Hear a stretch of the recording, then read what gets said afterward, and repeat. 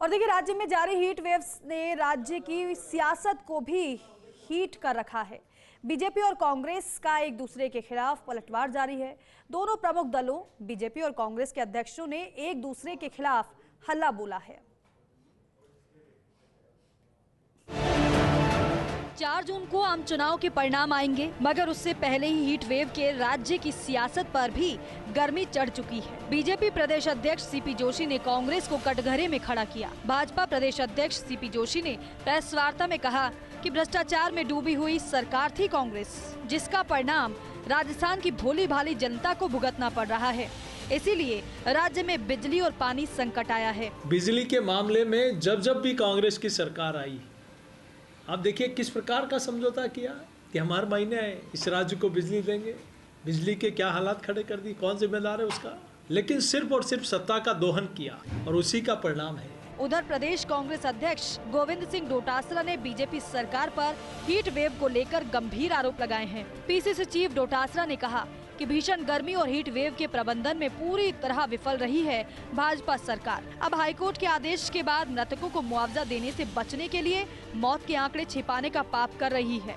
SMS अस्पताल से चौंकाने वाली सूचना है। आरोपों के जवाब में बीजेपी प्रदेशाध्यक्ष सीपी जोशी ने कहा कि यमुना जल समझौता और ईआरसीपी को लेकर कांग्रेस ने गुमराह किया है। भजनलाल सरकार पानी, बिजली, चिकित्सा, अन्य सुविधाओं को लेकर मजबूती से कार्य कर रही है। जोशी ने पूर्व सीएम गहलोत और पीसीसी चीफ डोटासरा पर निशाना साधा। राजस्थान में हीट वेव चल रही है और हीट वेव से लोगों की मौतें हो रही हैं। सरकार ये आंकड़े छुपा रही है और जब हाईकोर्ट ने हीट वेव से होने वाली मौतों के ऊपर मुआवजा देने की आदेश दिए हैं, उसके बाद से तो सरकार ने आनन फानन में जो अज्ञात डेड बॉडी जो हीट वेव से मौतें हुई हैं, उनके आंकड़े छुपाने के लिए, उनकी पहचान छुपाने के लिए कि मुआवजा नहीं देना पड़े, वो उनकी पोस्टमार्टम करा करके बॉडी को डिस्पोज ऑफ कर रहे हैं। अगर आपने वास्तव में राजस्थान की भलाई के लिए काम किया होता तो राजस्थान बिजली में आत्मनिर्भर होता।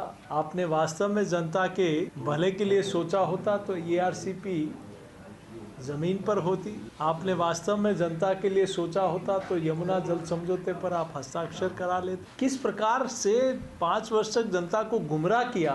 हीट वेव के कारण हुई मौतों के आंकड़े पर पीसीसी चीफ डोटासरा के बयानों ने नई बहस छेड़ दी है।